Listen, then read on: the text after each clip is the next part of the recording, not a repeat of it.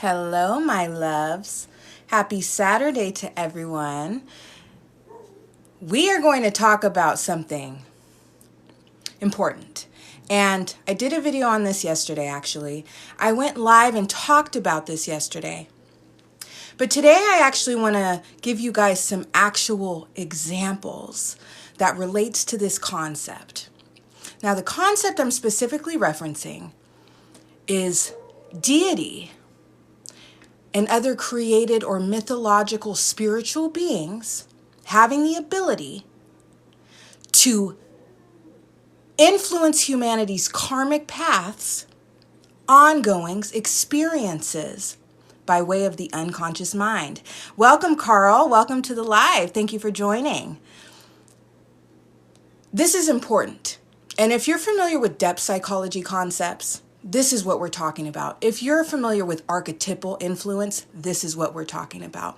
If you're familiar with the concept that there are certain spiritual forces, beings, concepts, welcome Jean, welcome It's Just. Thank you guys for being here. We are talking about the realm of 8. Ant, thank you for being here. We are talking about the realm of 8. And I'm going to actually teach you guys how to map karmic paths by way of mythology, by way of deity, by way of other mythological figures. And I'm going to show you how to hone in on specific experiences to understand how to do this. If you can learn how to do this, we're going to talk about a couple movies today that I watched this morning. And I said, this will be great. And I can actually use this to help people better understand this concept, because when you guys can understand this concept, you can understand all of the crap that you go through in life. And it might sound a little bit airy-fairy. It might sound too out there to be true. But I can assure you that without exception, I am able to hone in on a human being's karmic path and associate them with their guiding spirit, which is typically a deity or another mythological figure. Okay? Hello, everyone. Welcome, Patrick. Welcome, David. Aline, welcome to the live today. My name is Demitra Douglas. I'm a master numerologist, published author, inner work specialist, as well as an end-of-life doula for animals and their families. I'm also a spiritual teacher, so we are going to be talking about a very important concept today. If you are familiar with the realm of depth psychology, archetypes, myth, deity, karma, this is what we're speaking about today. That is why I titled the live Deity and Karma, because we are talking about it. Welcome, everyone. Welcome. Tevin, welcome. Ernesto, thank you for joining. Mario, welcome to the live. So, let's talk about it. Now, it is my theory, and I teach about this in my book. The difference between a soul, the difference between a spirit, okay? The soul is the animating force. It is you in every aspect of you, every aspect of your psyche, every aspect of your being is your soul. It is the animating force in every human being. But as human beings, we need a little bit of guidance, right? Direction.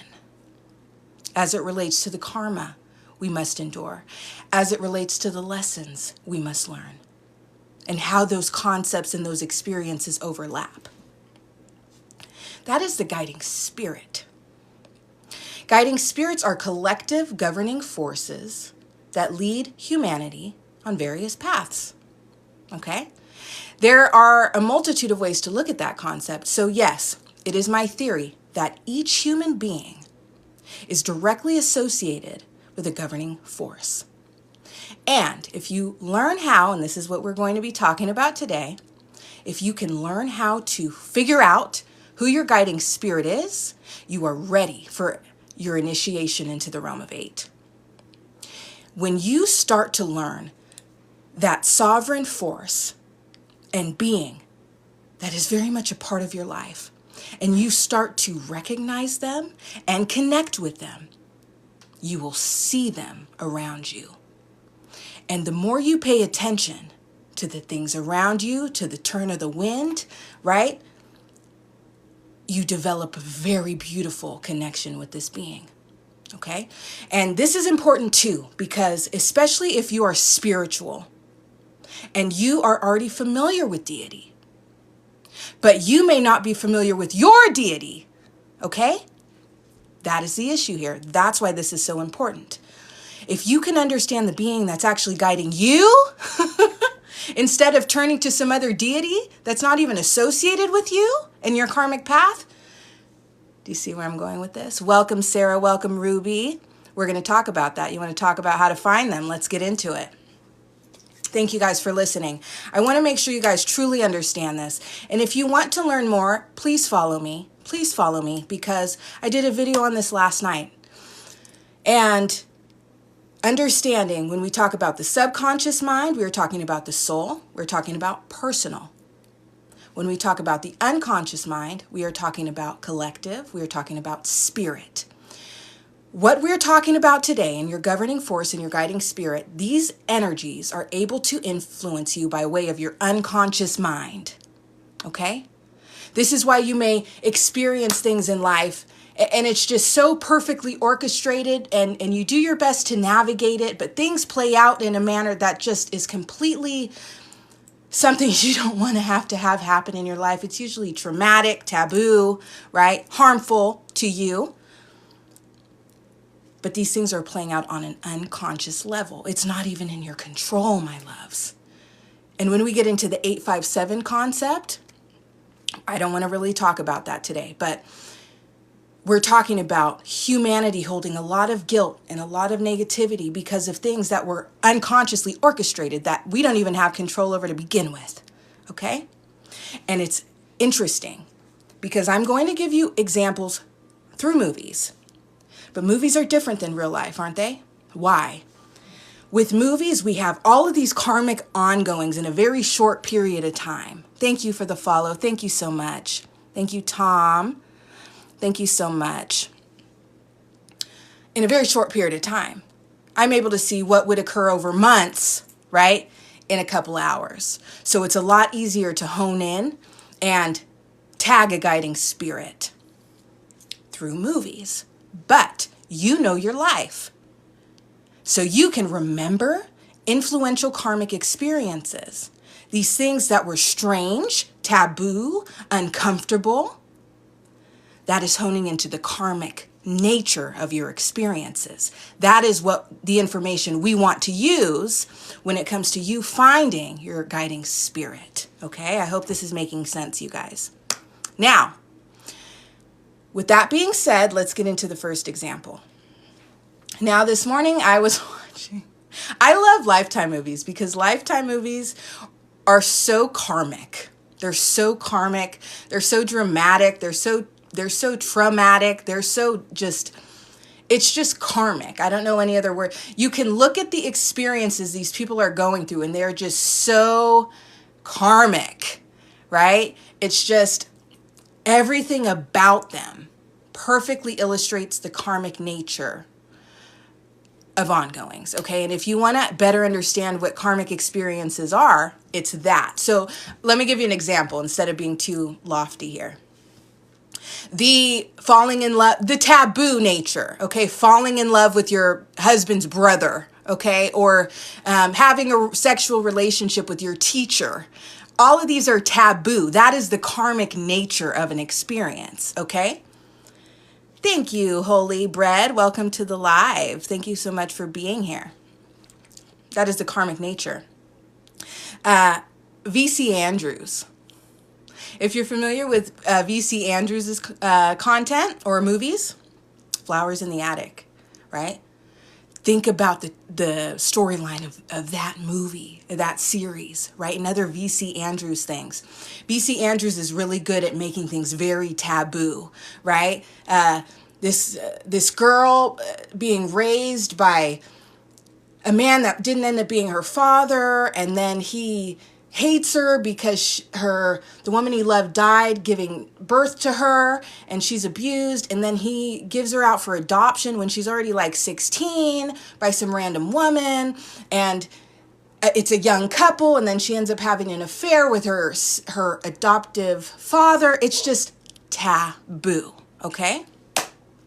But let's get into talking about it. Gregory, you don't have to be here, love. You are more than welcome to leave. Thank you so much for being here, though. You know, you're here for a reason, right? Now, when it comes to paying attention to these sort of experiences, this is how you're going to map your guiding spirit, okay? Now, the movie I watched today, Married to a Murderer. Married to a Murderer. Okay. So, one of the karmic experiences here is the fact that murder is involved, okay? But that's not going to be a key point. The key point is the fact that we have two twins in this movie. We have two twins in this movie, and we have a fiance in this movie, okay? One of the twins is more of the scapegoat, the black sheep. He's more of the problematic figure in the storyline, okay? Seemingly so. Seemingly so.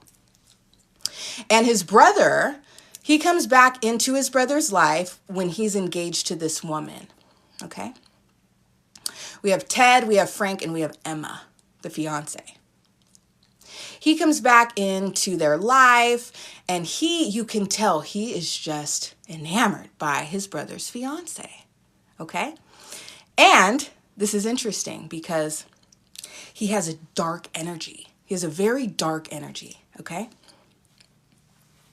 And when you really get into the story, right, he's blamed for things, right? They claim he's been in a psychiatric hospital. They claim he's super problematic and has all these addiction issues and so on and so forth. We learn later, right, that the Golden Child brother is actually the more problematic and violent one. It's just more under the hood of the car. But that's neither here nor there. In the story, we start seeing the brother, right, doing weird things. He starts sneaking into the house and watching the fiance, right? He starts sneaking into the house, watching her in the shower, sneaking through the back door, appearing out of nowhere, right? And it's interesting to see. It's interesting to see. And at one point, it actually gets so bad, he sneaks into the house while his brother and his fiance are sleeping, takes off his shirt, and gets into the bed on the other side of her. And there's this scene where you're just seeing her in the middle of these two twins, and they're both looking at her, okay? Later in the story, this problematic brother, he ends up pretending to be his brother and sleeps with her, okay? And I said, okay, let's look this up. Let's see what governing spirits we have here, because it's very clear it's going to be an interesting myth. So what did I hone in on? How would we map this? Hello, Barry. Welcome. Low key. It's very interesting that is the second name in your name. Why? Because when I get to the second example, we are going to be talking about Loki, the trickster spirit. So back to this initial example, though. And so I said, we have two brothers. But even more important, we have two twins. And we have them both interested in and enamored by and arguably in love with the same woman. This is what I want to hone in on. So you use Google. It is the database for all mythological stories across every culture. So when you type in the key points and you add mythology to the end. You always get an answer. First thing that comes up, Castor and Pollux. Castor and Pollux, and who are they in love with? Helen of Troy. I'm telling you guys. I am telling you guys. And then later in the story, later in the movie, one of the twins ends up killing one of her friends. Okay? And then I dig deeper and I say, what part of the story details one of these twins killing another? Or, because of the nature of 8 and the reversal of roles, what you once did, you must now endure. Okay? So, in other words, who killed Castor or Pollux in this mythology? Do you see where I'm going with this? It is the reversal of roles, karmic. When you talk about the concept of karma, what is a very common approach to that conversation? You getting what you deserve. And what would that look like? It's your turn. It's your turn. I hope this is making sense to you guys. Welcome, Fry Phoenix. Thank you for joining today. Ree, thank you for joining. So, Cosmic Koya, hello. How are you doing today? Thank you for joining. So, when you understand this, and yes, it came up. It came up. And so, when you can understand that these karmic experiences are actually programmed into you on a deeply unconscious, not just subconscious, but unconscious level, we understand that for humanity to truly awaken and attain full enlightenment, it is not only going to require making the subconscious conscious, but making the unconscious conscious as well.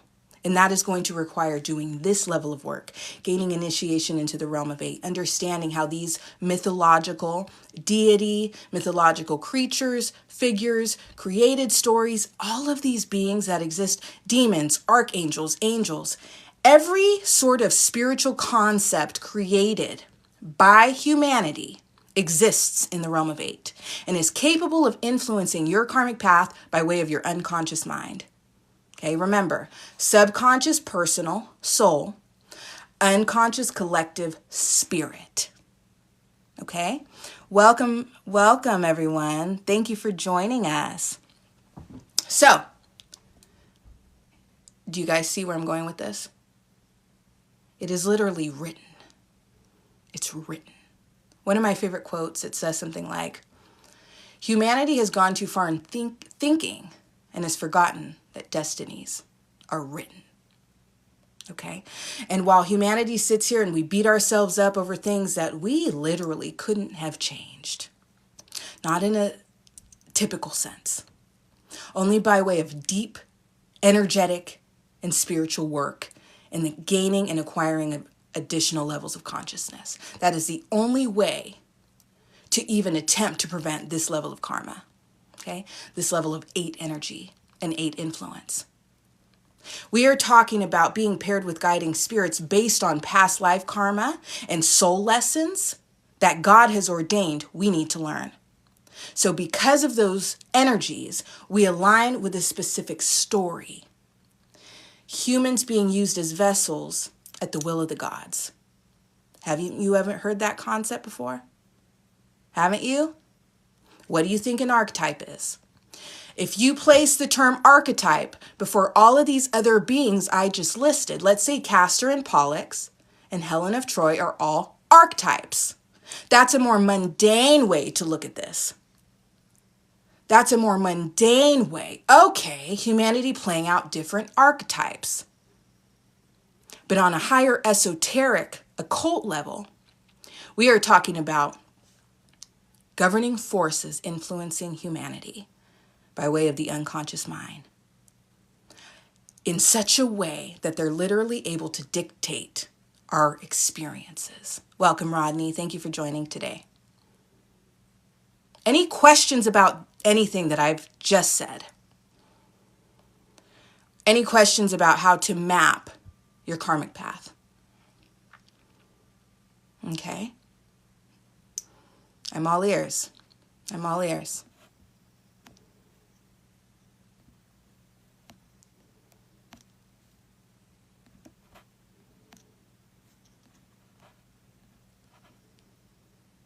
I'm reading the chat.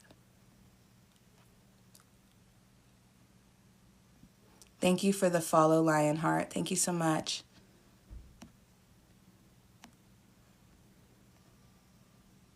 Thank you guys for the hearts. I appreciate it. Thank you for the follow, Jason. I appreciate it. Thank you for the rose, Lionheart. Thank you, Jason. I appreciate that very much. Hey, I'm trying to get rid of some temporary paralysis. I'm always going to recommend vibrational healing when it comes to anything like that. Vibrational healing. It is an excellent modality. It's not a very common modality, unfortunately, but it supersedes Reiki and any other attempt of energy work.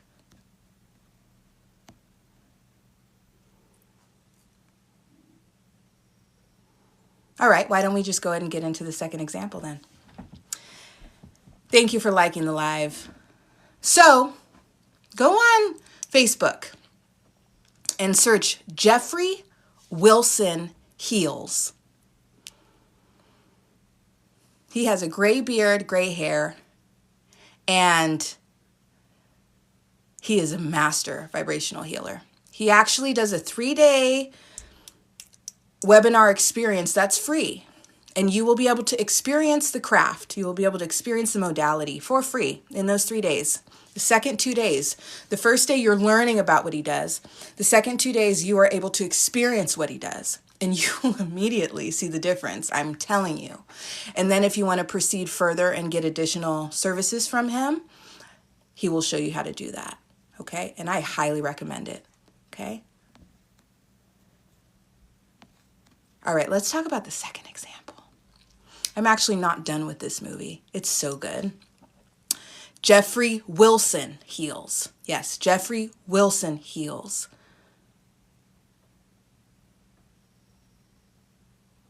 You can also Google Jeffrey Wilson Institute for Soul Evolution. Okay? Institute for Soul Evolution. I am telling you, what this man can do is insane. I'm going to learn the modality soon also, but until then, I'm going to direct everyone to him until I start his program, his apprenticeship. Yes, yes. All right, thank you for liking the live, Lionheart. I appreciate you. I appreciate you. Let's get into the second example, you guys. I'm actually not done with this movie, but I don't need to be, okay? This is an interesting one. And this is a really good one when it comes to what you once did, you must now endure. Nature of karma, nature of the realm of 8, and 8 energy. So, in this one is called, it's unclear what it's called. It's either called Second Opinion, but it's uploaded on Lifetime Movie Network YouTube channel as Prescription of Danger. So, it's one of the two. You can find it by searching either one if you want to actually watch the movie. It's interesting. It's really good. So, this one's about a woman who's very successful. She has her own business with a business partner. They run a blog, some sort of online community. And she is getting ready to do a presentation to venture capitalists to obtain $10 million. A lot of pressure there, right? A lot of stress there. And she, so she starts getting a migraine. She starts getting a really bad migraine, and she ends up fainting, and you can just experience the discomfort there. Okay. It's very karmic. Now, she goes to the doctor. She goes to this neurologist, who at first he's like, it's probably stress related. You need to take a vacation. You need to take some time off because she's a workaholic. And then he says, I'm going to run some CT scans. So he does. And then he contacts her and he says, uh-oh, I have bad news. There's a mass. And this type of mass is typically terminal, and you don't have long. But we can try these different routes of treatment, right? These medications and things like that. And so she agrees to take the medication he gives her at first. And her migraines start getting worse at first. But then he approaches her. Well, he starts running into her at the grocery store and stuff. And he's like, pretending to be all concerned and things like that. Caring about what she's buying, wanting to make sure she's eating properly.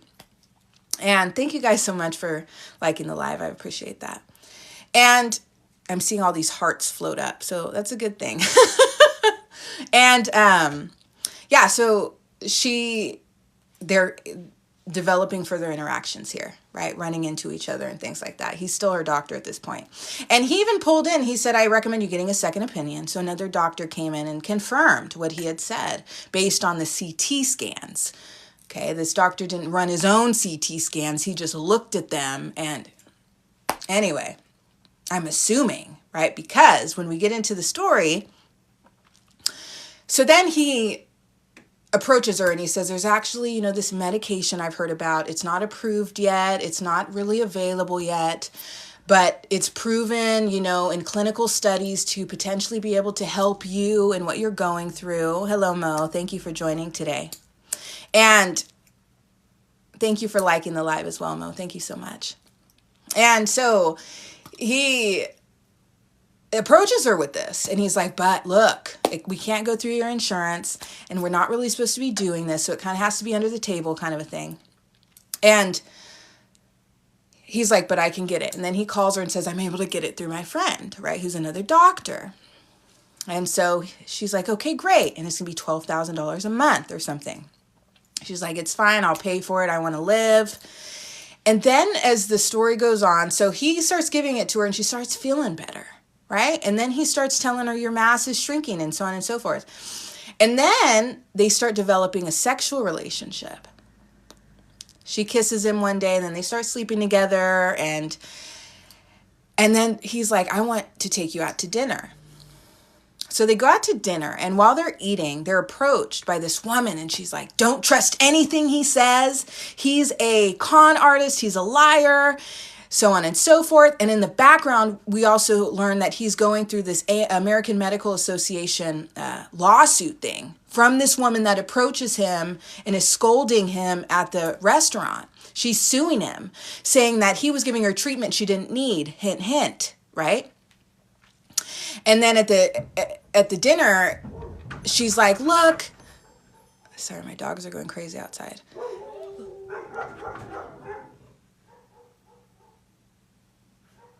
She's like, look, don't listen to this guy. He's a con artist. He hurt me and he's manipulative and so on and so forth. And of course, he's able to kind of talk himself out of it, right? Oh, she just is obsessed with me and she loves me. And the age-old story and excuse, right? And so we learn, right, in the background that she's accusing him and suing him for these things, okay? And he's able to talk his way out of it. And then he's able to convince this new woman, Ivy, like, look, I told the cop. And then this woman turns up unalived, floating in a river, the woman that was accusing him. And Bori Star, welcome to the live. Thank you for being here.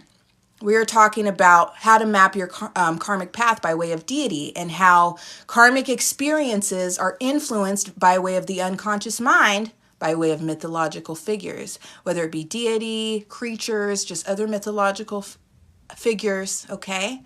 Welcome, Rad. Welcome to the live. I'm giving examples that are in movies, okay? And I will upload this live to YouTube later, okay? So if you want to subscribe to my YouTube channel, The Numeric Oracle, you'll be able to watch this in completion, okay? Yes. So...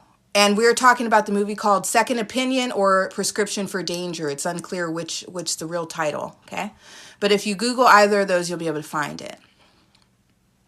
Okay, so at this point, I'm already able to map. I have everything I need to map. So the first thing I want to pay attention to, because karma also applies to health issues, okay? Anything notable that causes discomfort, okay, anything notable that's taboo, anything notable that is problematic, traumatic, dramatic, okay, this is karmic.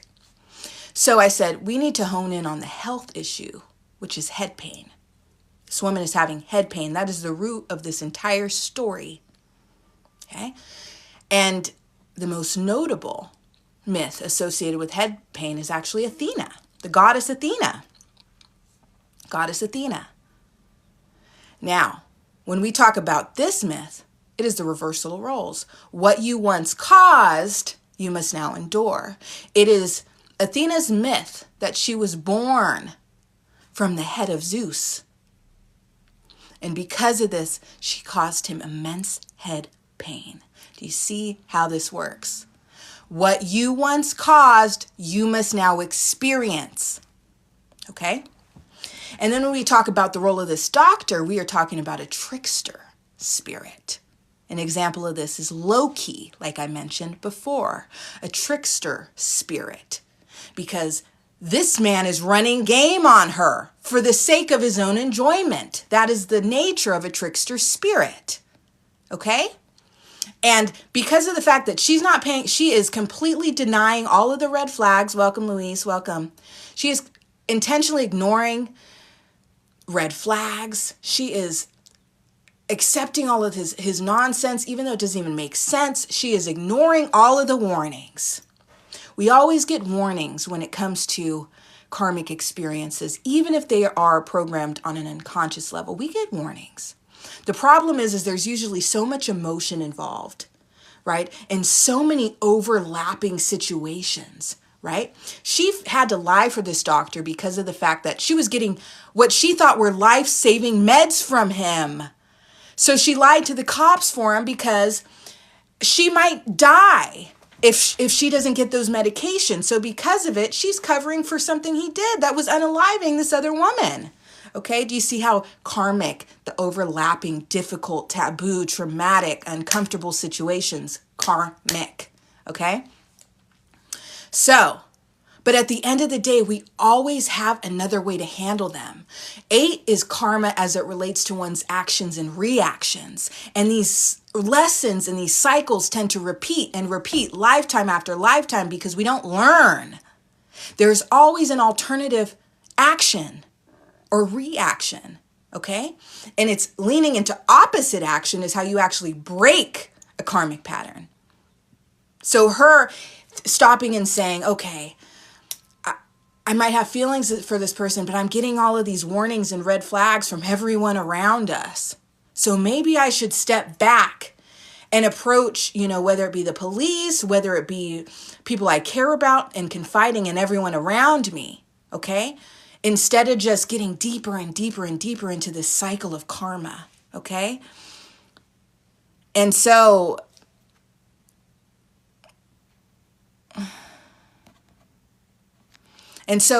welcome, Ashley. Thank you for being here. So when we talk about these sorts of concepts, this is what we're talking about, okay? Any questions about what I've just discussed with you guys and the power of the unconscious mind as it relates to karma, karmic experiences, or mapping your own karmic path to find your own guiding spirit? Any questions about that? Name meaning is also a way for you to do it, especially if you're named after a mythological being. It's very easy, very easy. And I do offer this service. I don't do it for free, Luis. If you are actually seriously interested in learning about your guiding spirit, you can contact me. But the way you're approaching me, it doesn't sound like you're actually a good fit for me as a client. Okay? But thank you for being here anyway. Yes, Lionheart, it is interesting, right? Isn't it interesting? It's wild. It's wild. I'm telling you, I gave an example yesterday about a personal example for me. My guiding spirit is Demeter, right? My name Demitra literally means of the goddess Demeter. So it's quite simple for me there. My best friend that was unalived several years ago by her fiance, Clytemnestra, was her governing spirit, okay? And the story there is Clytemnestra in the myth actually is the one that unalived her fiance. Clytemnestra also had 3 children. My best friend also has 3 children and was unalived by her fiance. So we have the reversal of roles there. What you or your spirit once did, you must now endure. And it can be quite unfair, right? 8 karma. It can be quite unfair because if we're talking about karma of our spirit, or we're talking about karma from past lives, which is what 8 governs, you are going to experience things that you are going to perceive as incredibly unfair. However, they are perfectly fair on a karmic level. Just because you don't remember it, right? It seems unfair. Or just because you don't remember or you're not aware of on a conscious level the soul agreements, the soul contracts, that are in place that are also contributing to you repeating these karmic patterns, it can come across as very unfair. Okay, very unfair. Let's get into another example, just a more general one that relates to what I just said. When we're talking about soul contracts and agreements that influence karma also, this is something that I'm seeing a lot in movies that I've been watching lately. And there'll be this one random person. Okay, let me give you an actual example. I forget what the movie was called. But it was about this family that came home from vacation. And when they came home from vacation, there was this other family in their home. They were criminals, right? So they knew what they were doing. They had gloves on, they had weapons, like they were planned it. They knew to wipe their fingerprints down. They had targeted this family. It was very much planned, okay? And so, welcome, Marquis, welcome. Thank you for joining today. So when this family got home, right, they were held hostage, essentially in their own home. And this family knew that this woman had just sold a painting, and she was like the manager of the artist, right? So it wasn't actually her money, right? But they didn't care, right? They said, we know you have access to this money. We know that you're able to go to the bank and get this money. So I want this money. We want this money. And if you give it to us, we might just let you go. And so she ends up having to go to the bank, and she has to do all these things, and she ends up getting the cash. And she, at the end of that, right, they have to go through all these things, of course, in the home. And then finally they say, okay, thank you. Now what we're going to do is we're going to drive you to the edge of town because we need to make sure that you're far enough to where you can't call the cops quickly so that we can get away. Okay. Thank you for being here. You're welcome for the live. Thank you for being here though, Marquis. I appreciate you so much. We're talking about the 8 concept. I know you were in my live when we were talking about 257. Remember I told you there's a second pathway of darkness or opposition or karma. This is the second one is 857. So I'm really focusing today on helping you guys understand the 8 concept so that we can help you master the 857 concept. 8 is the realm that governs all mythological figures, beings, deity, angels, demons, archons, all of those governing spiritual forces exist in the realm of 8. And each human being is directly associated with one of those sovereign forces. And these sovereign forces are able to dictate and influence your karmic path by way of your unconscious mind. So that's what we are talking about today. And I'm giving examples from movies. I just talked about how soul contracts also influence karmic experiences. So I'm giving an example of that. So in this movie, they're getting ready to take the family to the edge of town, right? They're getting ready to take the family to the edge of town.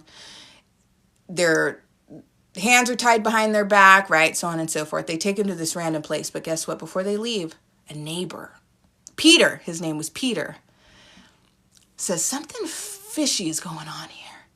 So poor Peter, poor heroic Peter, decides to follow them. Unarmed, doesn't have a cell phone, doesn't think to just, I don't know what, like, but see, unconscious karma, when it's playing out on an unconscious level, it's just, things are going to play out how they are written. Things are going to play out how they are ordained. And it's not always going to make sense. That's what can make it so unfortunate sometimes, because there are so many ways to prevent it, right? By thinking consciously and logically, but we don't know when these things are happening that it's happening on an unconscious level. It's just flowing. If you don't have the awareness, you're just flowing with the experience, right? He's like, I'm just going to follow these people, and wasn't really thinking. So he gets there and he just confronts the people and like, but he doesn't even confront them. He's like watching, but he's watching in plain view. And like, he doesn't have anything to protect himself. And of course they see him. So start going after him. And he's running. He starts taking off, trying to get back to his car. And he's unalived with a pew-pew, right? He's unalived. But because of this, it gives the family a chance to get away. And they're able to run to the road and hitchhike for a ride from some other person. I say all of that to say this. You might say, oh, he's just dumb. No, there's a soul contract. There's a karmic agreement in place that played out. And poor Peter here, on an unconscious level, it's more subconscious actually, because it is personal, based on his own past life experiences. So it's not spirit, it's soul. It's not collective, it's personal. Okay? It's not unconscious, it's subconscious. He had a martyr agreement. A martyr agreement.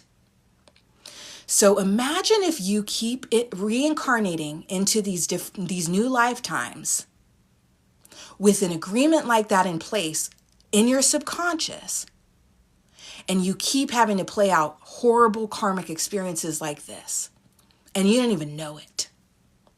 That is the power of the subconscious mind as it relates to karmic experiences. That is the power of the unconscious mind as it relates to karmic experiences. Welcome, Laszlo. Thank you for joining us today. Is this making sense?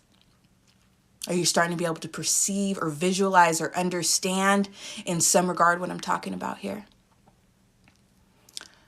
Every taboo, every tragic, every karmic thing you see on the news, you can map by way of myth. Telling you. Whether it is an animal, whether it's a human, you can map it. You can map it. There are also animals in myth. Okay? Welcome, Tiger. Thank you for joining us today. Welcome. Welcome.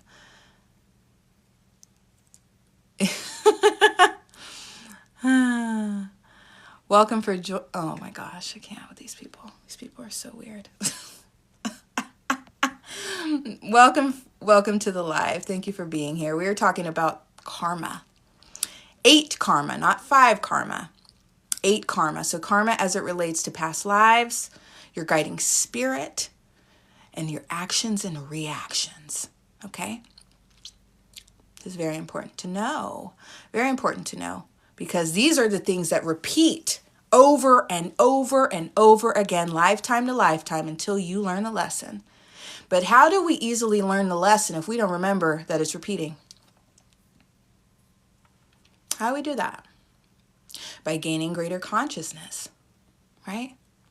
By paying attention to the patterns. By choosing differently, okay? And if you understand the fact that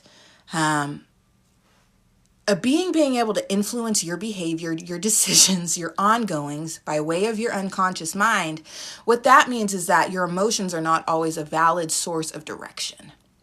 Okay? So let's say you find yourself heavily magnetically attracted to someone. Doesn't mean you're meant to be with this person. This could be a karmic foe from a past life. Okay? So the way to break that karmic cycle, finally start actually paying attention to ongoings, advice instead of your own emotional attraction. Okay? Thank you, Tiger. 100% agree. Yeah. So do you believe karma is infinite? I think we're always learning lessons. Yeah. It's the nature of that symbol, isn't it? It's the nature of that symbol, right? Or Boris, another one, right? Cyclical. Okay? But transformative. Once you learn. Okay? Thank you for liking the live. Thank you so much. Any other questions about 8? 8 is also the realm of justice. Hence, karmic justice, why a lot of these things happen. A lot of these things, facts can be emotional, but not all emotion is fact, right? Right? Yeah, for sure. Yeah, so 8 is the number that governs justice. Number that governs karma, past lives, abundance, right? Those spiritual energies and flow. Thank you, Big V. I appreciate that. Thank you so much. Yes, I like where you're going about karma and justice, right? When I was just giving you all those examples about what you once did, you must now endure. Okay? That is the nature of it. That's karma in and of itself, is it not? I want to give you guys another darker example. Another dark example here. I actually gave this example, I'm going to give a couple, to get you guys to really understand the power of the reversal of roles, because this is going to help you understand. You might see something on the news or experience something in your personal life or witness someone in your personal life experiencing this, and you're going to say, this is just so unfair. How could something so horrible and so atrocious, and the more taboo and the more dark and specific and just strange things are, the more karmic they are. I watched this other movie and it was called Killer in the Basement. It was called Killer in the Basement. And this man, regardless of the background of the story, I want to get straight to the point. Someone was catching on to the fact that he was a total weirdo. And so he decided to unalive this person. So he locked this person in a dumpster, a metal dumpster. Locked it and lit him on fire. So this is how this being died, was by being burned alive. Okay. And if you're afraid of the dark, I am not the person you should be following, because to really understand the karmic ongoings and the dark ongoings and reality that is the human experience, if we can't talk about those things, we're not really honing in on spiritual matters, are we? Okay. So if you are afraid of those things, I'm not the person you want to be listening to, okay? You need to go listen to a numerologist that's going to tell you that 222 is everything's working in your favor and everything's perfect. Go listen to those kinds of numerologists, because I am not that, because that is not what is happening for humanity right now, okay? We are supposed to be using frequencies to figure out what we need to work on, our shortcomings, what things are repeating, and the influential energy spiritually speaking, okay? So, the first thing I downloaded and channeled from spirit when I watched that was the Brazen Bull. 8, reversal of roles. So, an example would be in a past life, let's say back during the times of ancient Greece or Rome, when the Brazen Bull was used as a torture/execution device. The Brazen Bull was literally a bronze bull, okay, that was hollow inside. It had a door. And people would be locked inside. And a fire would be made underneath them. And this device was engineered in such a way so that the screams coming from inside were transmuted by way of these interesting, intricately designed pipes that turned those screams into music for everyone observing what was happening. Being locked inside of something metal and lit on fire. Is that not karmically the same exact experience that I just described in this movie? It's just different, generally speaking, but fundamentally and technically it's exactly the same. Okay? Welcome, Gigi. Hello. Thank you for being here. Yes. Do you guys see what I'm trying to describe? Thank you for the follow, Gigi. I appreciate you. Right? Right? It's the same exact thing. So then we have reversal of roles on an unconscious level. It's playing out in accordance with karmic justice, with divine justice. It's karmically perfect, even if it is literally horrific.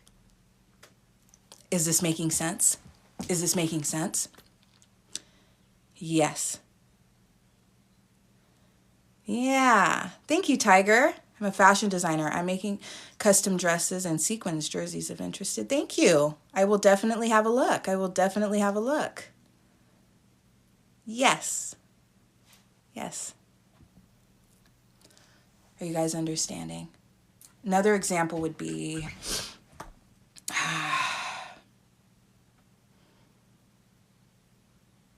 Okay, let's say, okay, I actually want to get in, do I want to get into that right now?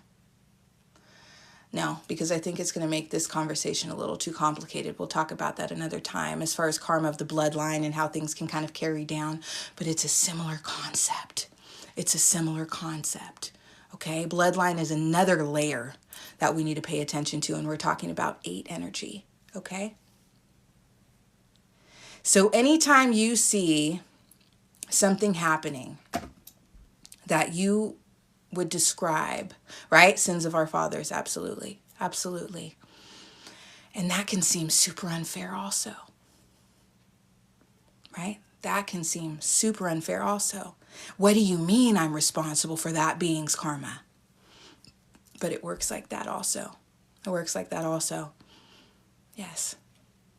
Yes. Any other questions about 8, you guys? Any other questions about 8? Karma. Cultural sins are passed down from generation to generation. Yeah. Karma is very collective, right? You can have karma of a country. Karma of a country. Okay? Okay? Ooh, a darker example. Let's talk about karma of a country. Let's talk about Israel. What's going on in the Middle East. Okay? Soon as I heard about what was happening to Palestine by way of Israel, it's the first thing that I channeled. What happened to Israel? In the early 1900s. What happened to that group of people? Horrific things. Horrific things. Starved, right? Mirrored by what was happening in Palestine, right? Starving, innocent people. Okay? Until justice is recognized in our karma. Absolutely. Yeah. Yeah. Until we recognize what's happening. Until we recognize what's happening. Yeah, for sure. For sure. For sure.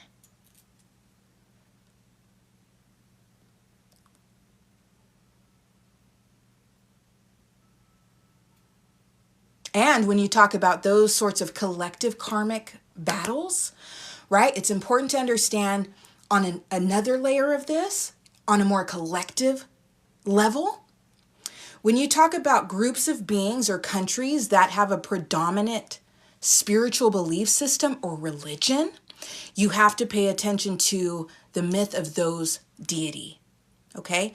We're talking about conflict between deity, okay? Yes. How do you believe karma is universal? How do you believe karma is a universal infinite power energy? How would we not believe it? Look at the power it holds over every experience in this realm of reality.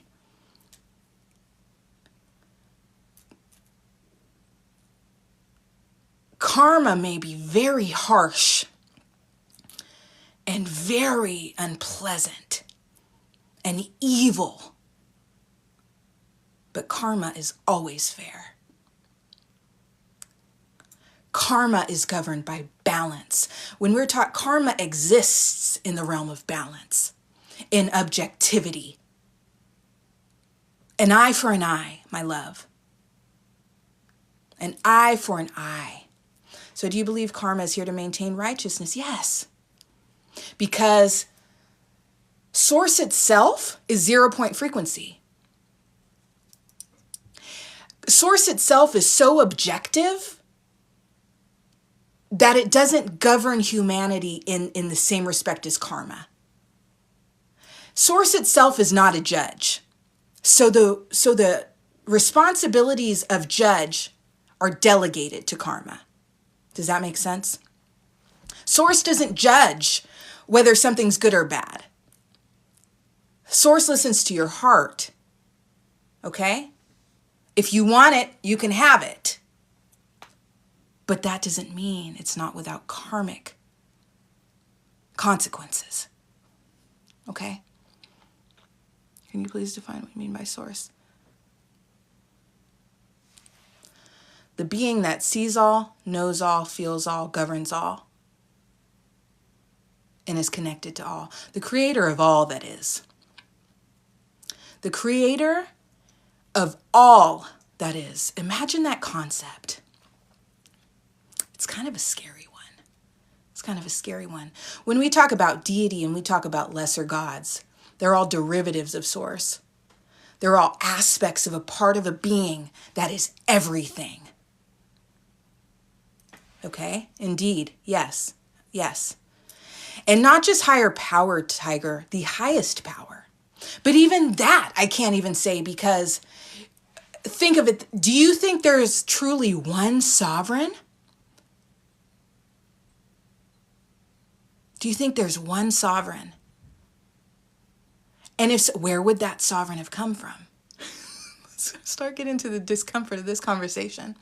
Where does it all end? Especially when you can correlate the cosmos, and you can correlate galaxies and universes and dimensions, and you can correlate all of these things as being, the internal aspects of different gods, right? If you are familiar with the concept that our solar system is the chakra system of the being we exist within, and we're all cells in a body, all right? Just like you have cells in your body, as above, so below, and all of these cells do different things, right?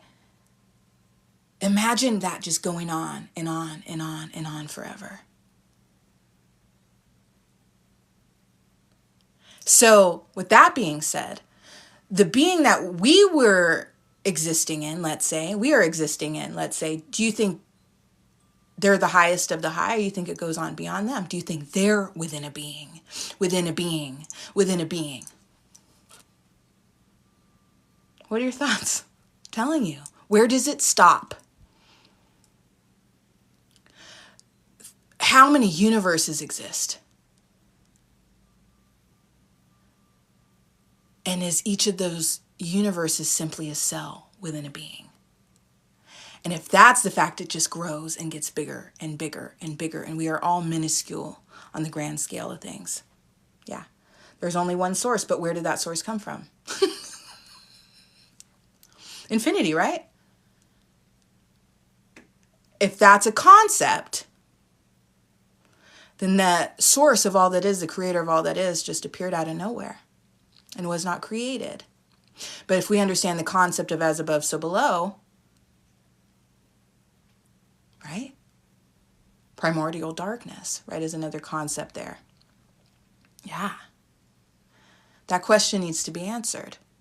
I am a human being on planet Earth. If you think I have the answer to that question, you are incorrect. And if anyone claims to know, they are lying to you. They are lying to you, okay? Even when we return to source, even when we return and flow back to where we came, the source and creator of all that is, as far as we know it, we are still simply minuscule on the grand scale of things. Yes.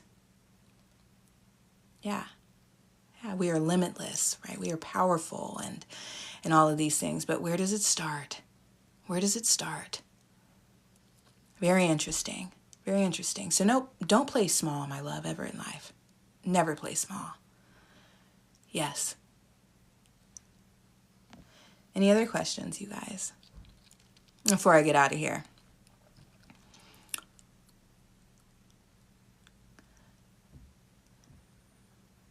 I don't study other beings, especially not men.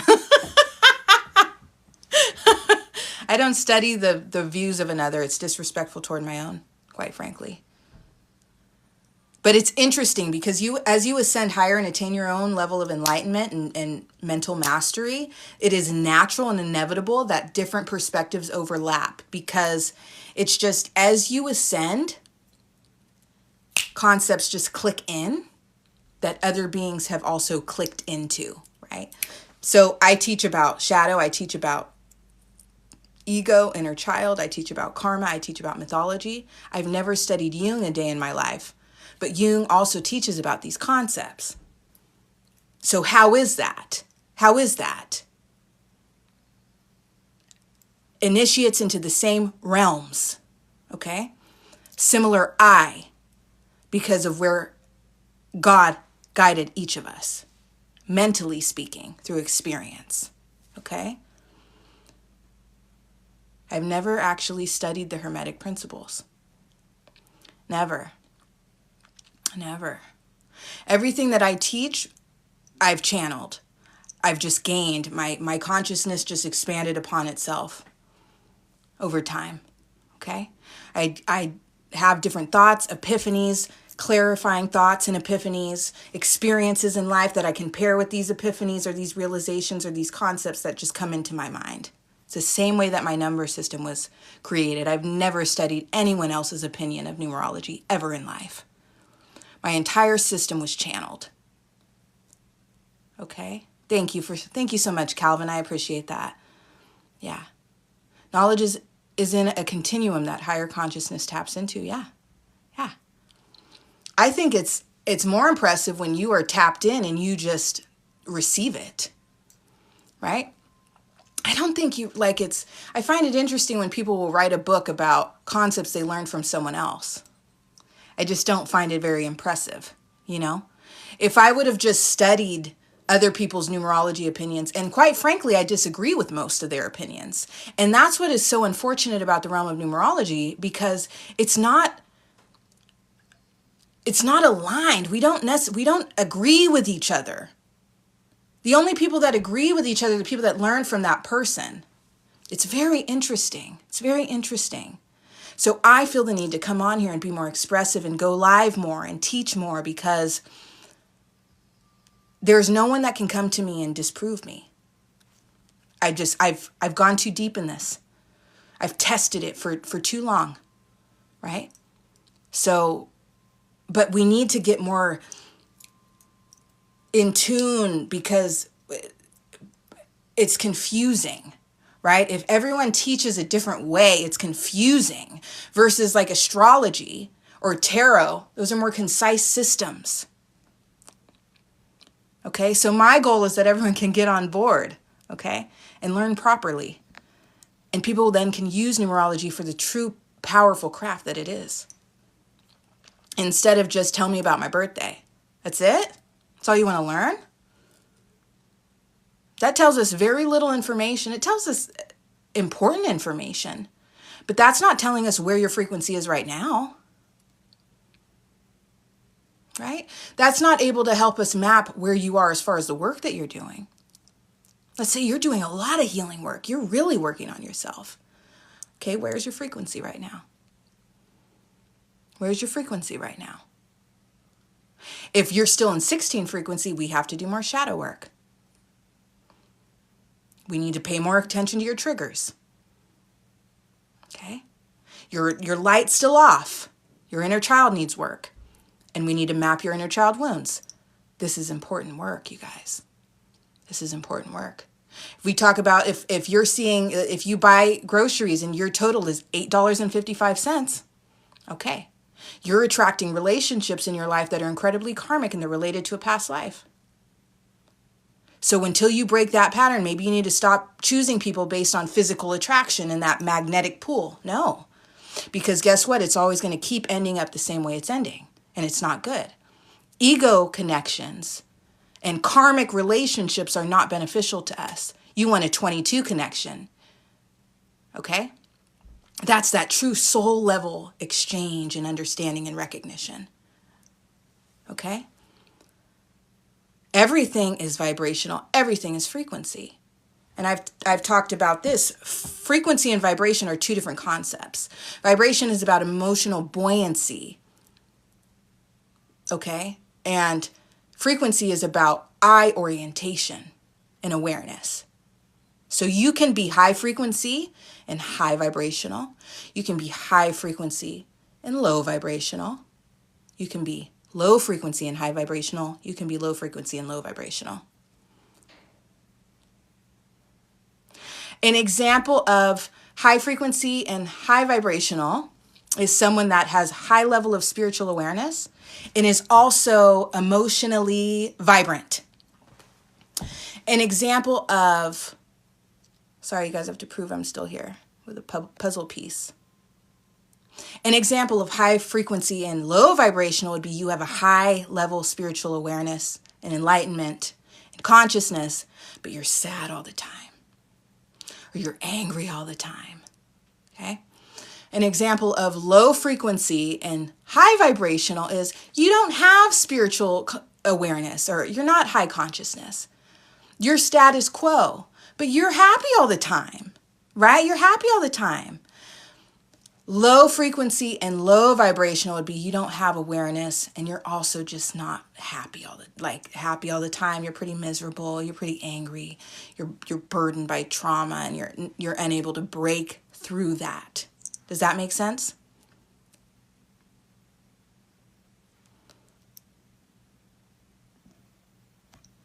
You hang out with Megatron. We make each other laugh.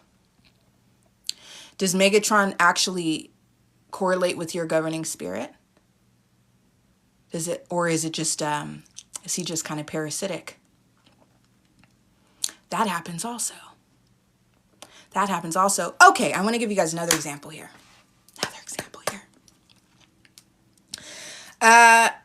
You can also be governed by a malevolent spirit. And because of being guided by a malevolent spirit, even if you're a benevolent soul, your karmic experiences are going to represent that malevolence. Okay. Shiva. I believe it's Shiva. I believe it's Shiva. I've mapped this. I've mapped this for a client before. And this client was very high consciousness, spiritually speaking, but was stuck in a cycle of addiction, right? And specifically methadone, okay, methadone.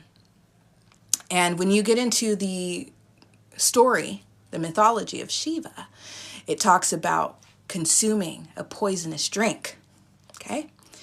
And Shiva is a very dead energy. Just because it's deity, it's a very dead energy. It's very low vibrational, high frequency, low vibrational. This is an example of that. This person was very psychic and very high consciousness, and actually would have conversations and communion with Shiva, and was able to describe physically to me, Shiva. I'm telling you guys, and didn't understand my perspective at all. Considered him his guru. I was able to map it, and it made perfect sense. Okay, so this is how serious this is, my loves. So even if you're not tapped in enough to have communion with this being that's governing you, it's still very much governing you. But if you have the consciousness and the psychic ability to perceive it in the way that this person did, it can be quite an incredible experience. Your depth is amazing. I am like a sponge every time I listen to you and learn so much. I love that. Okay, Tiger, thank you for joining us. Thank you for joining us. I hope to see you next time. It's been wonderful. It's truly been wonderful. I am being taught what he learned as Enoch to ascend to his level. Okay, yeah. You're learning from that being. That's fine. Just make sure that you don't perceive that being as above you, because that leads to subjugation. And they're able to control your energetic field, right? If you mentally perceive them as above you, mentally worship them, mentally think you need their help, because you actually don't. Consciousness is bestowed and can be bestowed to you directly from the God and creator of all that is. You don't need other beings, ascended masters, other enlightened beings. No, the goal is to attain your own enlightenment, and you don't need them to do it. All you need is you and God. Okay? Yes.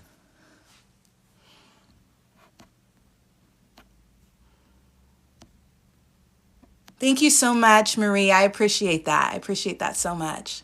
Thank you. Thank you. The enlightened view, right? We're talking about enlightenment, right?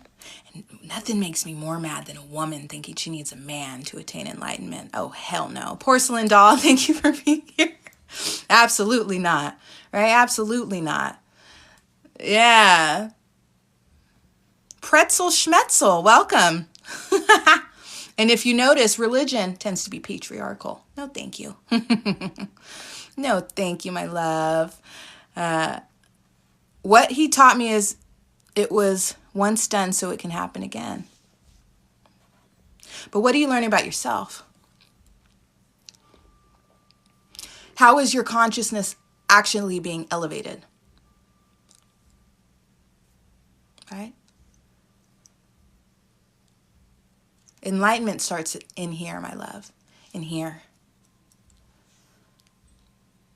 I am all I need. That is exactly right. You are all you need. You are all you need. Your words are your energy and soul. Yeah. Yeah. I hope you guys have learned some things today. 8 is one of my favorite realms. I'm an 18 frequency being. So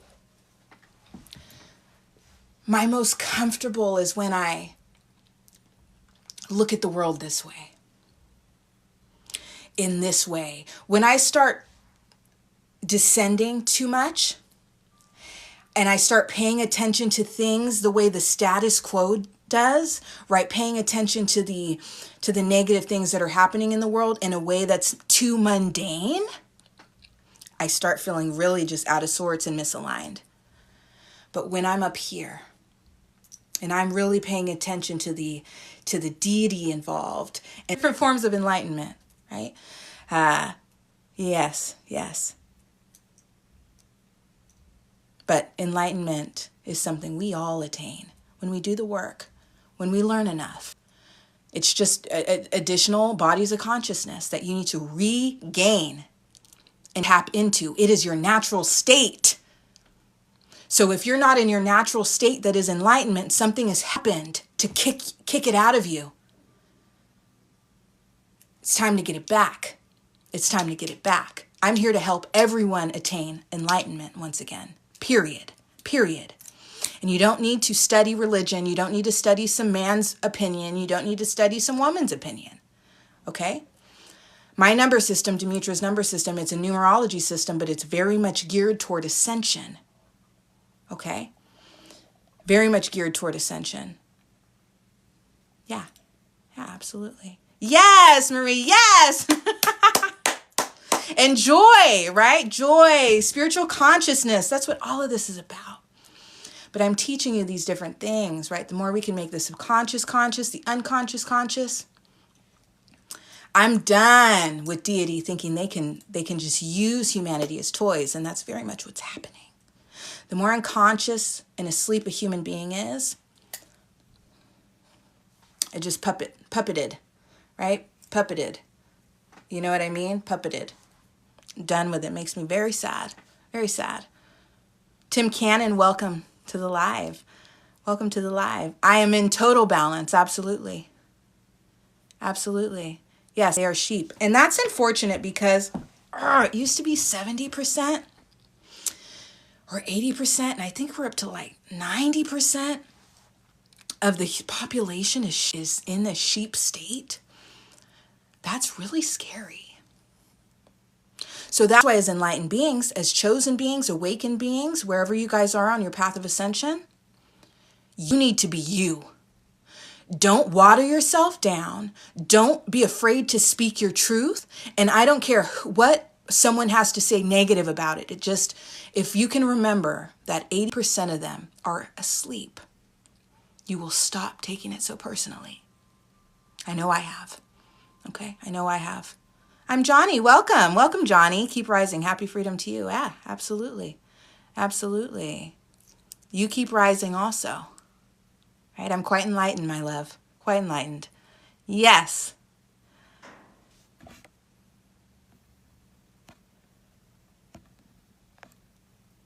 But these are important. Eugene, welcome to the live. Thank you for joining us today.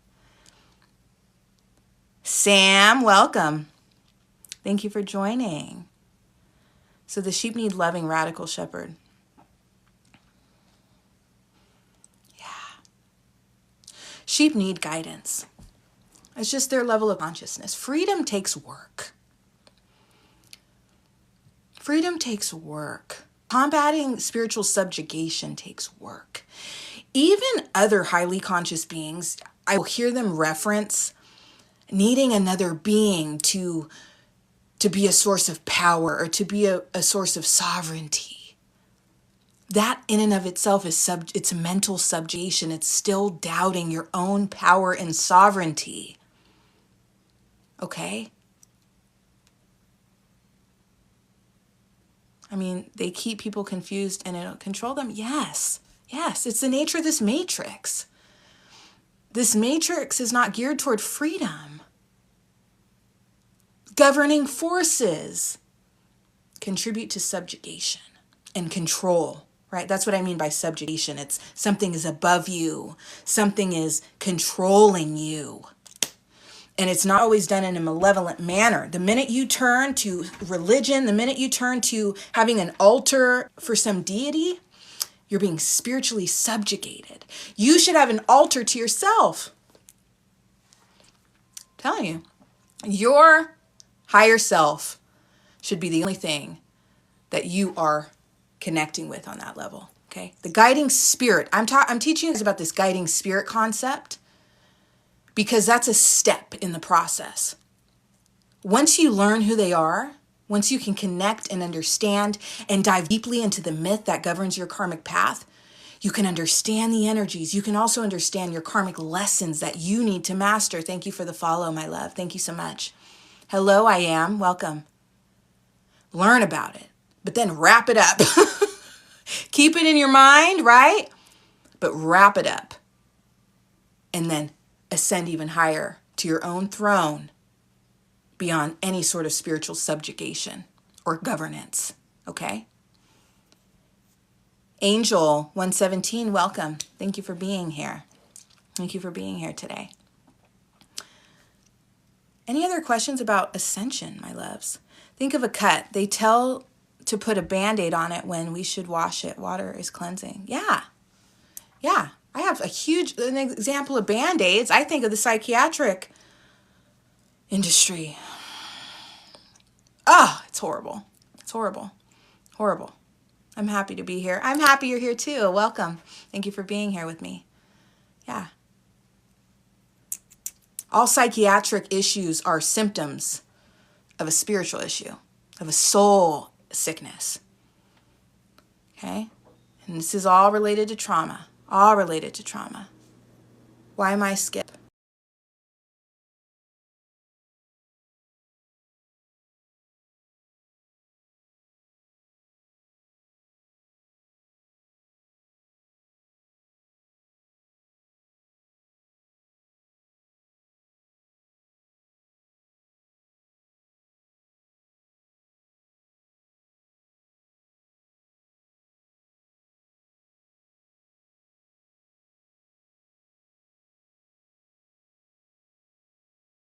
Related to trauma.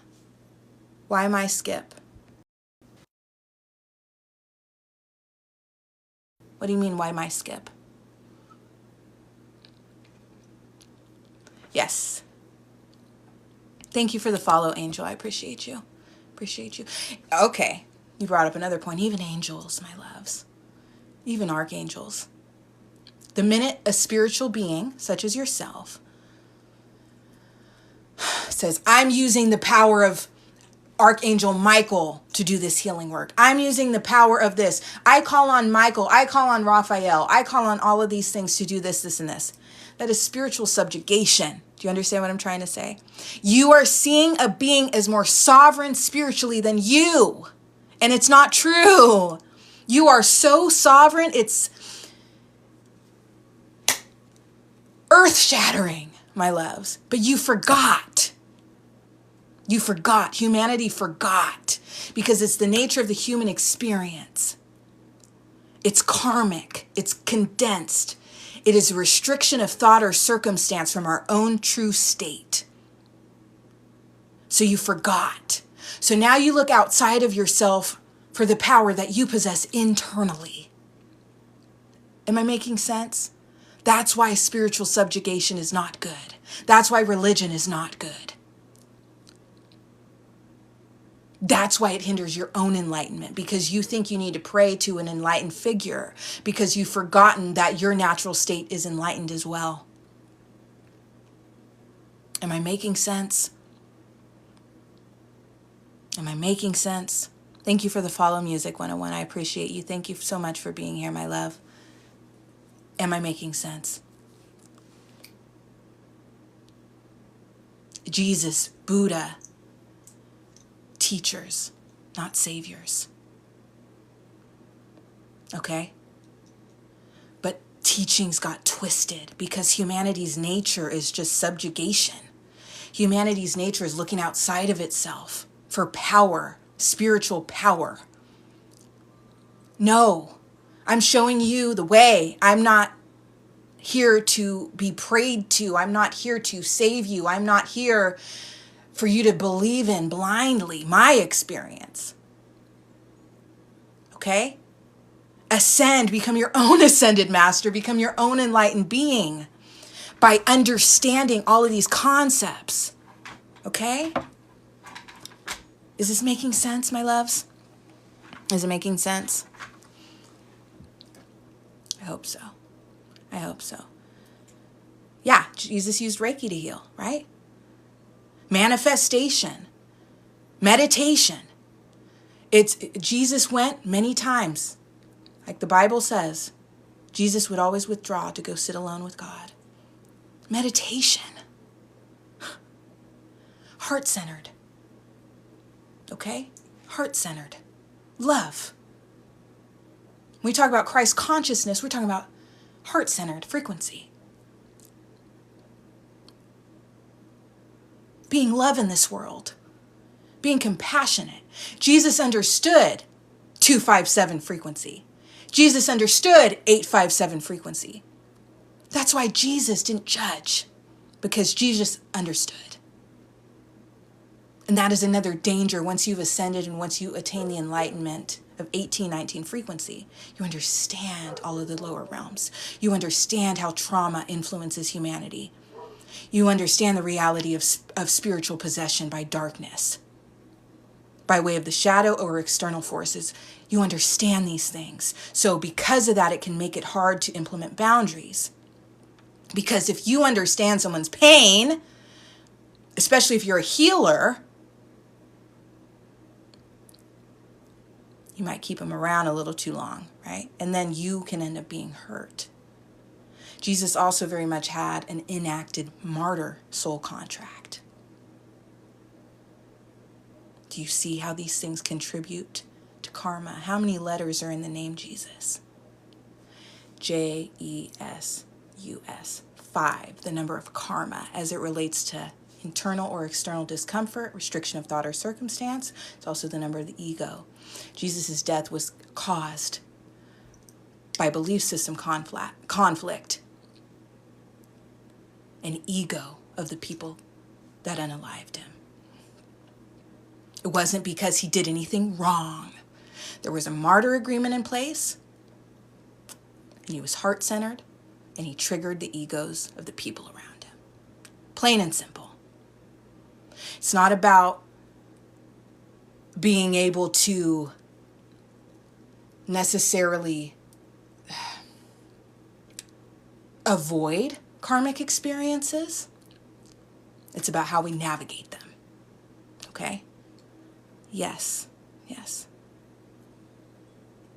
What would make you say 5 is the number of grace? I actually would disagree with that. I would say the number of grace is 9, because that's the number of mastery. Okay? 5 is the number of karma and of ego. 5 can represent change, absolutely, because you have karmic restriction, you have karmic shift. So 555, if you're seeing 555, for example, it totals 15, the number of a being navigating the realm of karma. So there's 2 sides of that coin. If you're feeling stuck, if you're feeling like just heavy and attacked, like nothing's going your way, then we're looking at the stagnant, the 32 side of karma. But if you're starting to see things shift because you're feeling more free and you're making decisions that are more love-based instead of fear-based, yes, it can indicate the 23 side, which is good karma, and the shift, the karmic shifts. Absolutely. Yeah, 9 is completion. So it's endings, new beginnings, as well as mastery. Okay? That is 9. Yes. Yeah, Jesus' name. Very karmic. Very karmic. Okay? Okay? So let's say you want to use the life path system. Let's say you wanted to give Jesus the life path 5 number. He's walking karma.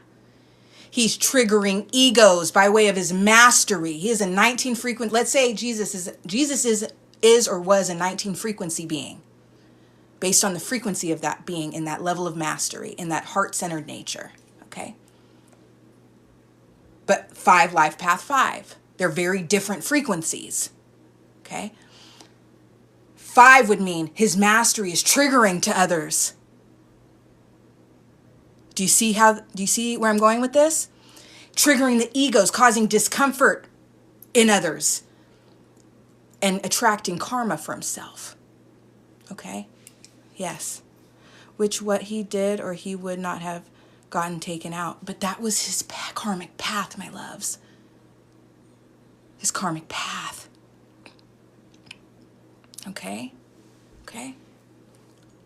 Okay. Let's talk about name meanings. I want to add this in. This was an interesting thing that I saw when I first started studying this concept. And by studying, I mean paying attention, watching documentaries, especially like murder documentaries, because they're so karmic and they're so dark. There was this one. So when we talk about the reversal of roles and you talk about mythology, Jesus is included in the realm of 8. Just because Jesus was heart-centered and loving in his human life, his physical life, doesn't mean that shadow doesn't exist, doesn't mean that 8 doesn't still apply. If a being is governed, if a being's guiding spirit, let's say, is Jesus. Okay, I'm going to give you an example of that. And when you use name meanings to map karmic paths and map governing spirits, this is an example of 8 energy playing out as it relates to reversal of roles. This man in Seattle ended up killing this famous musician, and his name was Jesus. His name was Jesus, Jesus. And what makes it so interesting is that his victim was placed in the shape of a cross. Do you see how this works? Energies, 8. Reversal of roles, karma. Karma can be evil, can be sharp, but is always fair. What you once did, or what was once done to you, you now do to another. Do you see how this works? And the power of karma, and the power of 8. Okay? Okay? Yes. Yes. Welcome, Liz. Thank you for joining us. Welcome, Harvey. Thank you so much for being here. I believe karma is energy like a boomerang. What you put out returns. Yeah. Yeah. Karma repays itself with no help. Yeah. Yeah. And even if a person's outward expression energetically is loving and light, still very much a shadow present. And emotion, and anger, and pain, and vengeance. Okay? Very interesting, very interesting. That's why even the Bible talks about vengeance will be mine, right? Not in those words per se, right? But you will one day bow. I'm governing this now. I'm governing this now. And what does governance require? When you read the Bible and you're talking about Yahweh or Jehovah or whatever name you want to put to that 7 being, that dark force, essentially, when you talk about the biblical God, you are not talking about love and light in any sense of the terms. In any sense of the terms. Read that story. How many people are killed?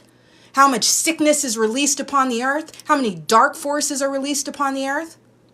I am an envious, I am a jealous God. I am a jealous God. Okay. Being. The realm of darkness. And you want to talk about the devil, we are talking about very much 2 sides of the same coin here. Two sides of the same coin. Testing humanity. Playing with humanity. The God that governs this realm of reality is not love and light. Okay?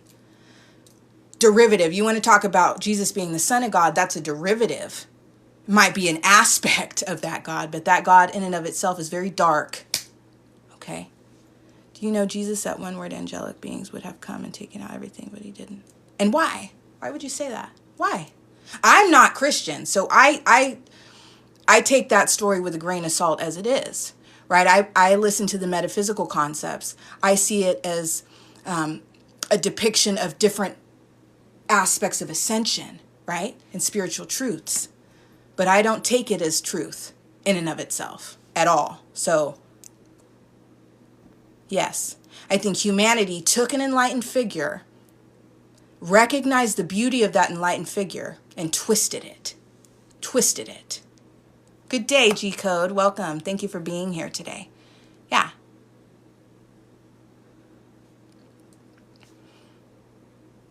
Thank you for the follow, my love. I appreciate you. Emmett Marks, thank you for being here. No light without dark, no up without down. No, yeah, the law of duality, the law of polarity, right? This is why all beings have a shadow. All beings have a shadow. That is why enlightenment requires mastery of your own darkness. It is being unaware. It is meeting of malevolence and of darkness. It is integrating and balancing of darkness, and it is dominion over darkness. Okay? That is 16, 17, 18, 19 frequency. The higher you go, the more dark forces will despise you. But it's because you've integrated your own darkness, you've mapped it, you understand it. It isn't until you've mastered your own darkness and mapped your own darkness and your triggers and your wounds, which is required to do that, paying attention to your oppositional reactions, paying attention to your dark, harmful, toxic behavior, and being able to stop it, govern it, titrate your own shadow instead of people being able to trigger it out of you. That is required. Why? Because when you really get into those 18 frequencies or the 17 frequency and you start seeing the darkness in others, or recognizing when you're feeling a little off balance, this is where metaphysics comes into play. If you're not completely acquainted with your own darkness, you can't understand or feel or perceive when you're experiencing something external, okay? Maybe some sort of parasite in your field or some sort of, yes, G-Code, thank you. You're giving me goosebumps speaking to my spirit. Thank you, I appreciate that. I appreciate that. Yes, but once you master knowing yourself, you climb the spiritual ladder to enlightenment. That is exactly right, my love. The secret to enlightenment is knowing thyself. And what does that require? What does that require? Exactly what we're talking about. Exactly what we're talking about. I want to get everyone there. It's not that hard. It's really not. It's really not that hard to attain enlightenment. It's not. And if you're listening to me and you're still here, you're awakened already. That's half the damn battle. You're in 14 frequency at least if you're listening to me.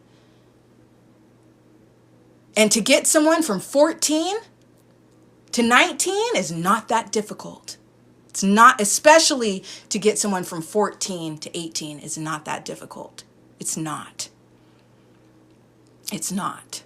And then that jump from 18 to 19 is really just, it's practicing your mastery, right? It's allowing the heart to lead, okay?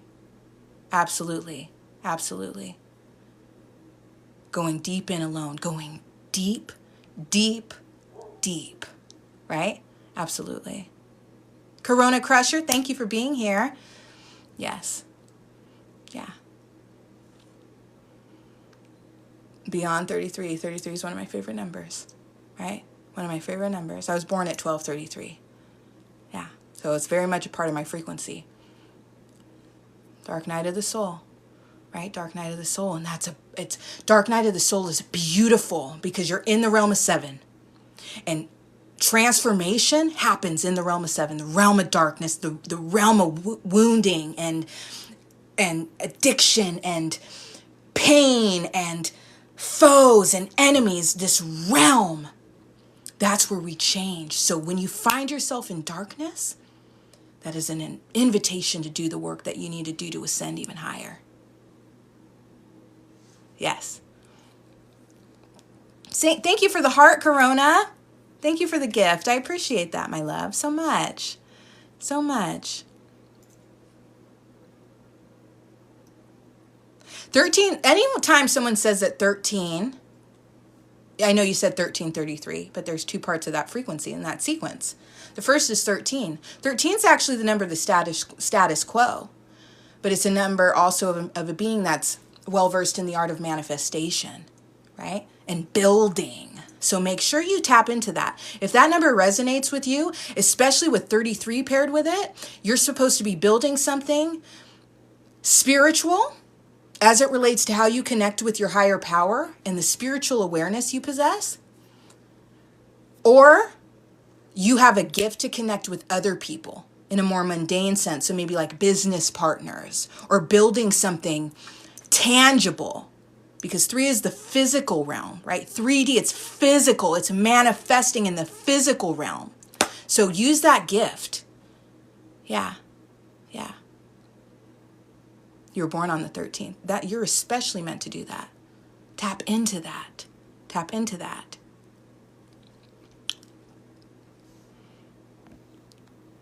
Get shows. Welcome to the live. Thank you for being here. Thank you for being here. The night becomes the darkness. Yeah. We're talking about a realm of reality that harms the most beautiful of beings. The more beautiful you are, the more likely you are to endure harm. You know how problematic that is? That in and of itself shows us that the governing God of this realm of reality is not very love and light. It's not. It's just not. A realm of reality doesn't have to be like this. You think there are other realms of reality that aren't like this? Okay, what are your thoughts on addresses? One side of the road has blocks 2300, 3200, 4100, yet the other. Okay, so when we talk about addresses, you're talking about locational numerology. This is also something that is mentioned in my book. Thank you for the follow, my love. This is also my book. Jason, welcome back. Jason, welcome. Yes. So don't be overwhelmed by it because you're describing various locations around you, which do have frequency. So let's say as you pass those blocks, you may endure certain things relative to those frequencies. But when we're talking about locational numerology, it's important to pay attention to how close you are, proximity. Proximity matters locationally when you're talking about locational numerology. So I'd like you paying more attention to your own address. Does that make sense? Not just every address that you're passing. That can be overwhelming. That can be confusing. What is your own address? That is the frequency you need to be paying attention to. That is the frequency governing your personal ongoings and the personal ongoings of your home. Okay, let's say you have an appointment somewhere or you start, a connection with some sort of business and you're going to this place. What is that address? That is now playing a role because your proximity, you're now engaging with that location.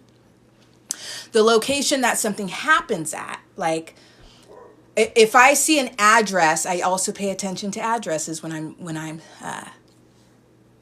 strengthening my craft as watching movies and mapping and things like that. This is how I developed my system. I used a lot of movies.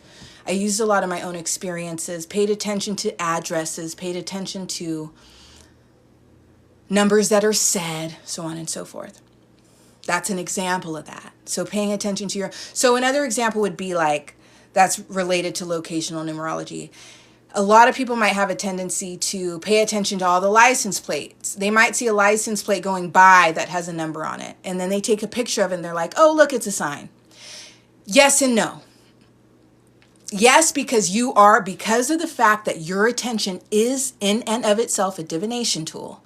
So the fact that you look at something at a precise time, yes, it is playing a role in your life. But it's not actually your license plate. So again, I'd urge you to start by paying attention to your license plate and what's on there and mastering that frequency, gaining understanding of that frequency and those challenges and that sequence and that timeline. Paying attention to your own phone number, paying attention to your own credit card number. Do you see where I'm going with this? Your own personal sequences. Order numbers you receive. You just ordered something from Amazon. That's a very long sequence, and that's very informative if you know how to decipher it. My book, Demitra's Number System, will teach you how to decipher it, and the link to that book is in my bio. Okay? Yeah.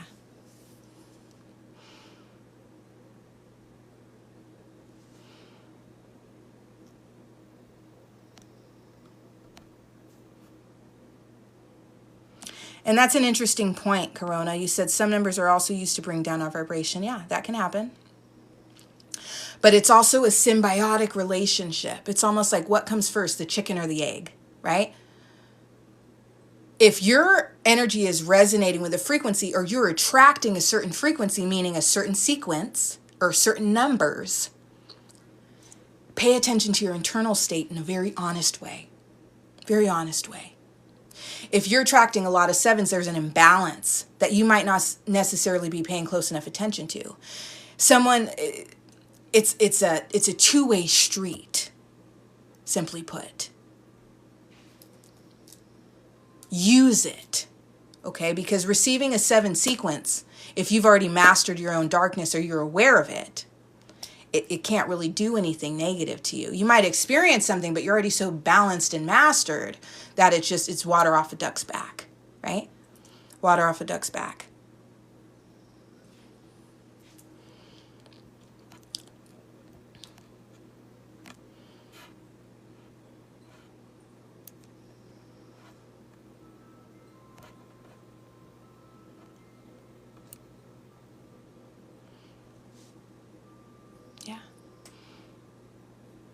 That's patriarchal wisdom and understanding. I don't ascribe to religious belief systems.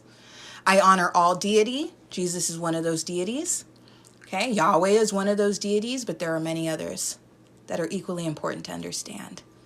Okay, the true way, the truth, and the light is your own enlightenment and your own connection to source, instead of looking outside of yourself and thinking that Jesus is your way to God.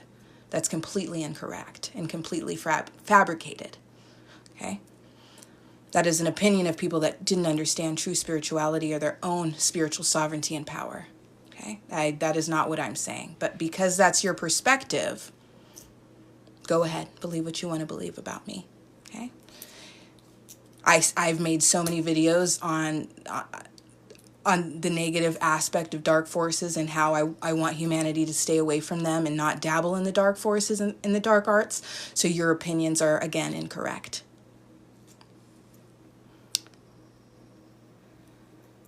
Diddy, welcome to the chat, right? Amy, welcome to the live. Thank you for being here today. We're talking about deity and spiritual sovereignty versus spiritual subjugation.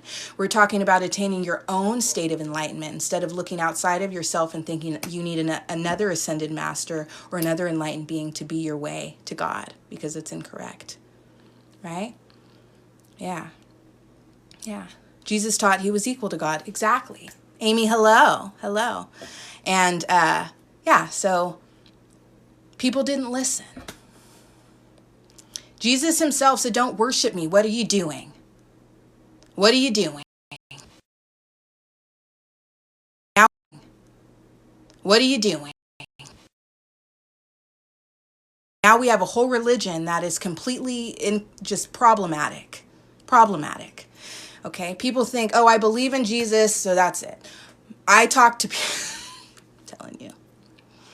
Once you gain initiation to the realm of 8, which includes demons, and you can recognize different energies using humans as vessels, and you can talk to them, and you are able to recognize them because it is done in a completely unconscious manner, and the statements made just make no sense context-wise related to the person you're talking to. And they're usually Christian. Yeah. So the blood, my love, is not enough. Okay? Not enough. Trauma can make you a cesspool for dark forces. Okay? So that's why I don't argue with religious people. I just don't, right? I'm far too enlightened and I can see far too much. So there's that.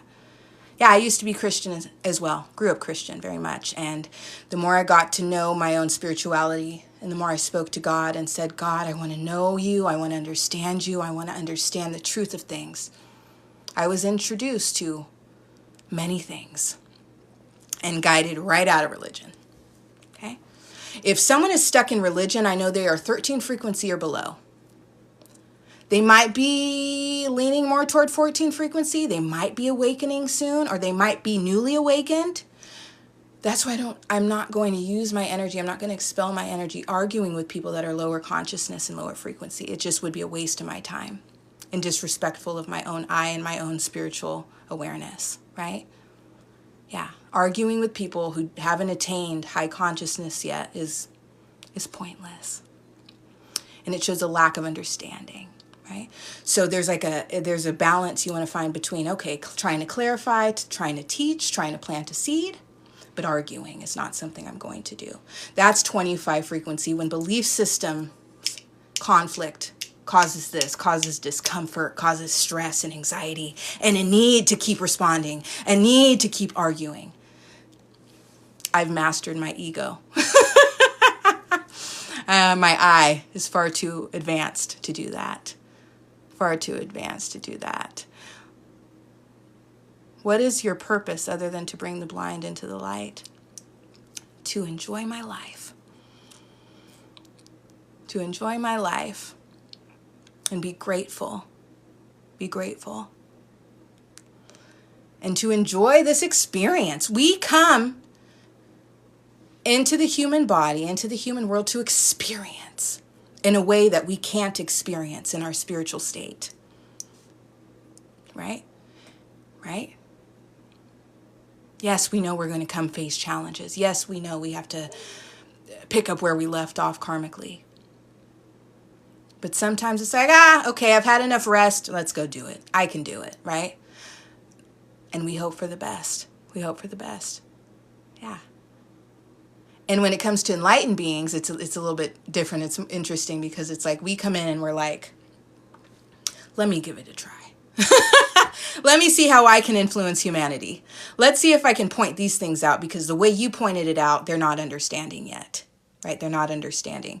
They took your information and turned it into this, and this is not really helping as much as it should be, right? It's not helping. Thank you for the follow. I appreciate you so much. Thank you so much for being here.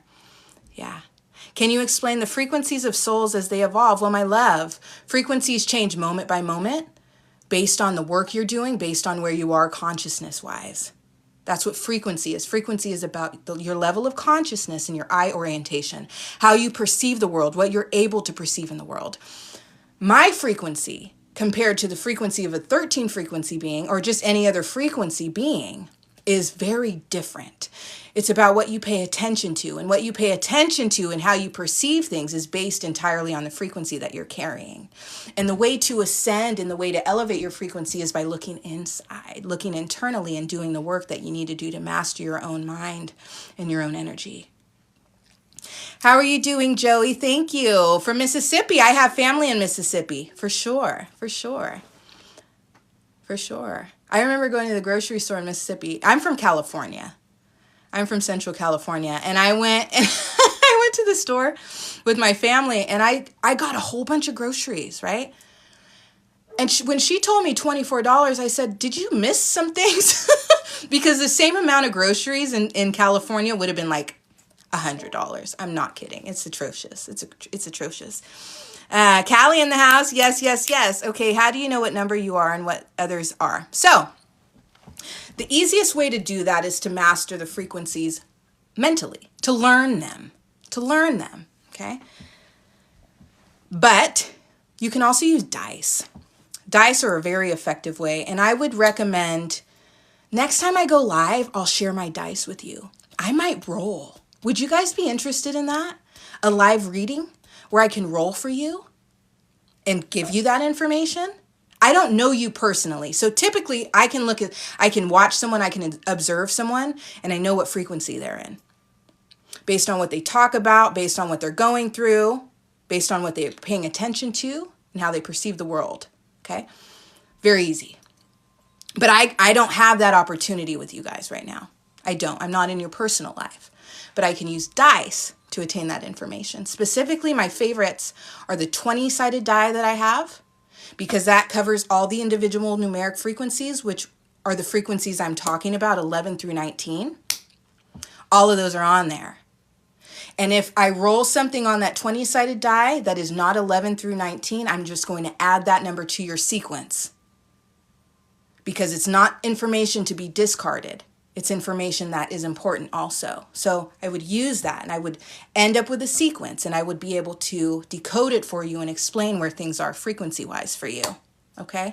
And that should include your individual numeric frequency, and I can tell you what that is. And if you want to learn this for yourself, right, you can always get my book. The link is in my bio. Okay? Absolutely. Can you tell my energy just by being in your live? I cannot. I cannot. I cannot. Dowsing is a gift, but it's not a modality that I've learned yet. Yes. Yes.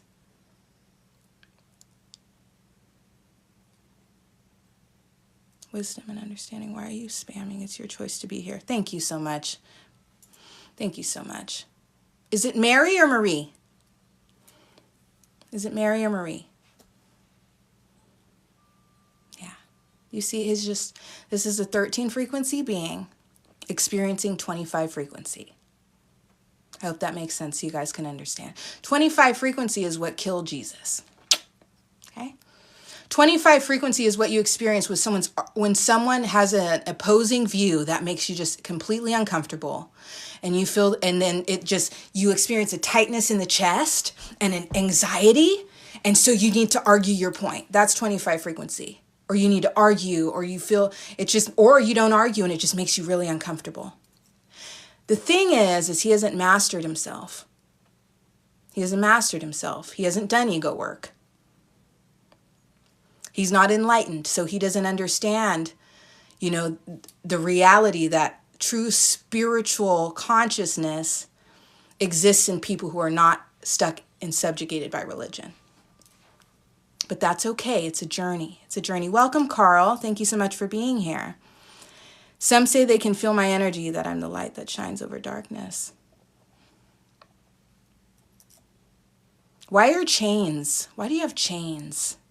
Is it about breaking chains? Because you also have an explosion next to your name, right? Right? That would tell me 15 frequency, right? Breaking karmic patterns, breaking karmic chains, the number of karmic shifts, okay? Yes. Fascinating. Thank you guys so much for being here.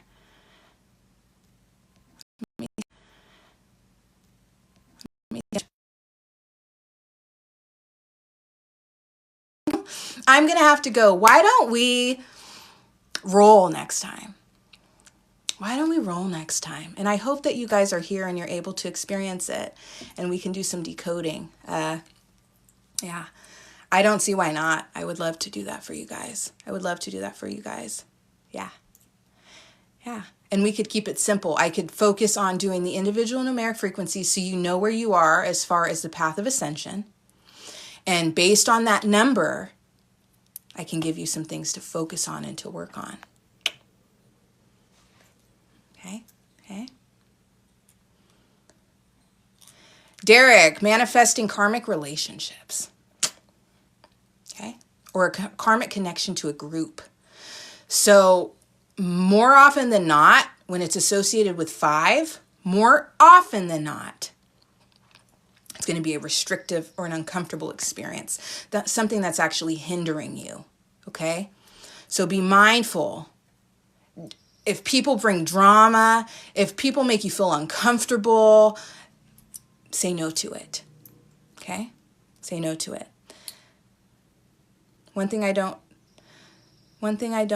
put up with is negative energy, and if someone is talking about negative stuff, yeah, that's an example. You say, thank you for showing me your pain or your limited consciousness, depending on what they're bringing to you, right? Or if it's like a personal life situation and you're saying someone just comes into your life with a whole bunch of drama, you have to put up boundaries, which is 8 energy, and that can be uncomfortable, especially if you have trauma in your past that has made you like a people pleaser. No, because that's going to keep you stuck in karmic cycles where you are allowing people to steal your energy, bring all of that crap into your life that doesn't even belong to you, my loves. Thank you for joining. Thank you for joining. You guys have to be able to put up those boundaries, okay? You have a right to live a beautiful life free of chaos, a serene life, focusing on your own growth and your own enlightenment. And if you're allowing all these low frequency, low vibrational people in your life all the time, they're blocking you from being able to attract the like-minded, right? I am part of a beautiful spiritual community that possesses the same level of consciousness that I do, right? I'm not alone in this. You're never alone in this. And the higher you ascend, the more you're going to connect with other enlightened beings. It is a beautiful experience. It is a beautiful experience. That's why I don't get offended when lower frequency people come in and try and talk to me disrespectfully or with a lack of awareness. It just shows me where they are. And that's okay, because I was there before. You were there before. Now you're open-minded. Now you're tapped in. And you're on your way to enlightenment, my loves. But I have to go. Go. Thank you. Thank you for that gift. Thank you for the rose, my love. I appreciate you. Take care.